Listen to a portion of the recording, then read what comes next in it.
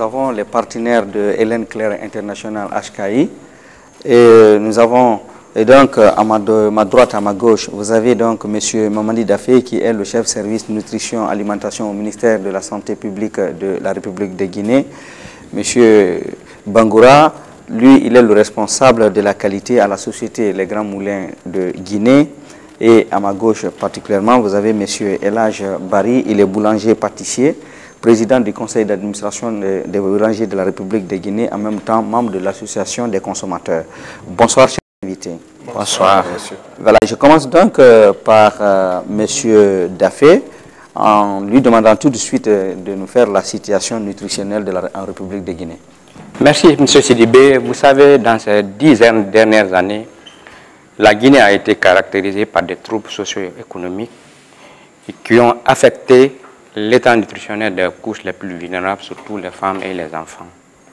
Il faut savoir que le taux d'inflation est passé à 2 chiffres. Ensuite, le pouvoir d'achat des populations a complètement baissé. Et donc, ce qui fait que au niveau de toute la population, il y a eu une détérioration de la situation nutritionnelle.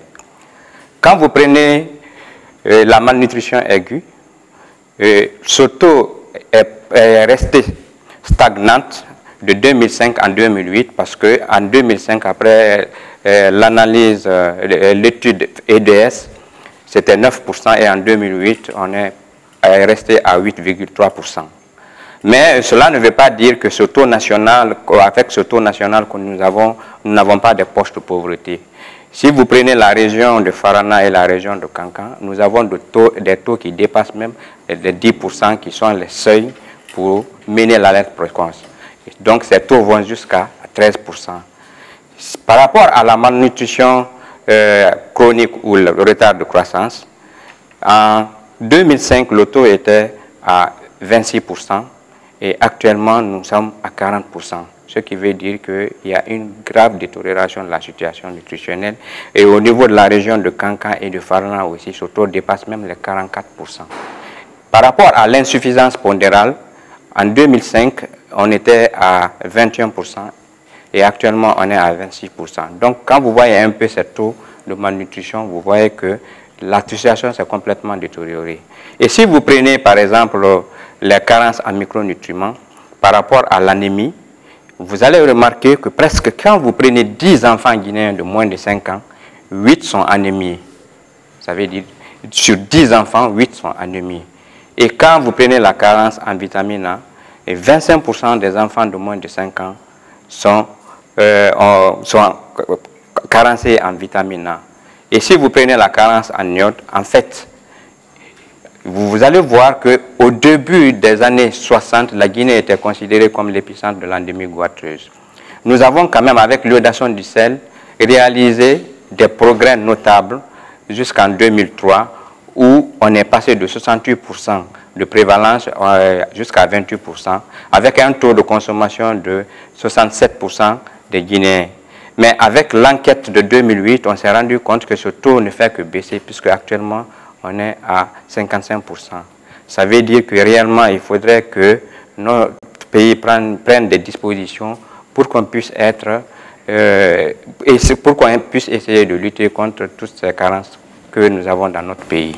Et dans ce cadre-là, quels sont donc les principaux partenaires qui accompagnent la République de Guinée, notamment votre ministère, dans la lutte contre les carences en micronutriments et la nutrition? Bon, en fait, je crois que vu la situation économique de notre pays, nous n'avons pas assez de partenaires parce que, comme vous savez, que la situation politique a poussé à certains partenaires à se retirer. Et de ce fait, dans le cadre de la carence en micronutriments, notre premier partenaire est Hélène Keller International. Dans le cadre, par exemple, de la supplémentation en vitamine A, nous avons 2 partenaires, l'UNICEF et Hélène Keller International. Et nous supplémentons chaque année, 2 fois par an, les enfants de 6 à 59 mois. Et par rapport à la fortification, nous avons Hélène Keller International seulement qui nous aide. Il faut savoir que ce programme de fortification a commencé depuis 2003 et la première farine fortifiée est sortie en 2005. Il faudra remarquer que HKI a fourni à Grand Moulin le prémix pour fortifier la farine pour 1 an.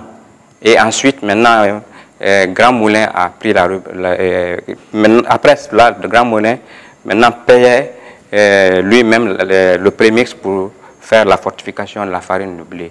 Et aussi, il nous a aidé à mettre en place une réglementation dans le cadre de la fortification de la farine de blé.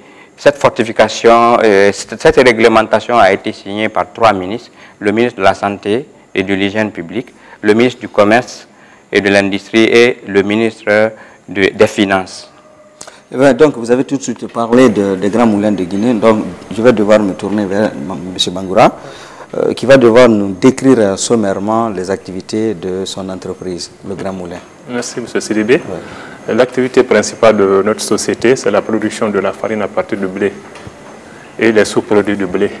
Donc, c'est la farine, là, nous les vendons à la population guinéenne et aux boulangers. Ensuite, ces sous-produits sont vendus aux éleveurs plutôt. Il parle de boulanger, M. Barry. Alors, est-ce que vous pouvez nous parler un peu d'abord du fonctionnement de votre association, l'association des boulangers et des consommateurs de Guinée? Oui. Tout d'abord, je tiens à remercier les initiateurs de cette émission et particulièrement le gouvernement guinéen et HKI qui nous a donné beaucoup d'unités pour conduire cette fortification. Oui, nous avons aujourd'hui sur le terrain beaucoup de qualités de farine qui viennent de différents pays. Parce qu'en Guinée, nous n'avons qu'une seule usine de moulin pour l'M5 qui n'arrive pas à couvrir tous les besoins.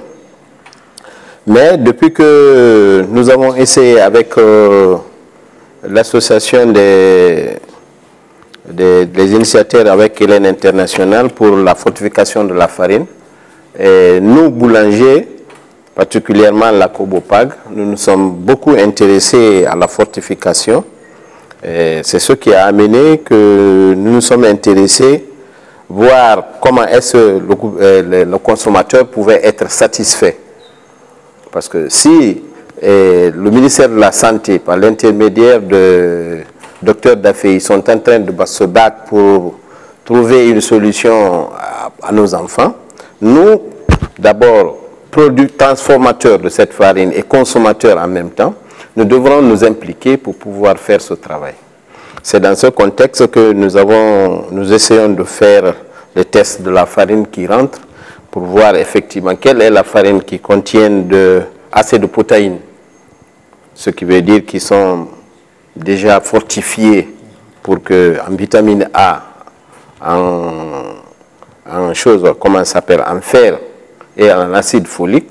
C'est pour cela que nous sommes aujourd'hui à un stade où ça commence un peu, le taux de l'anémie commence un peu à baisser.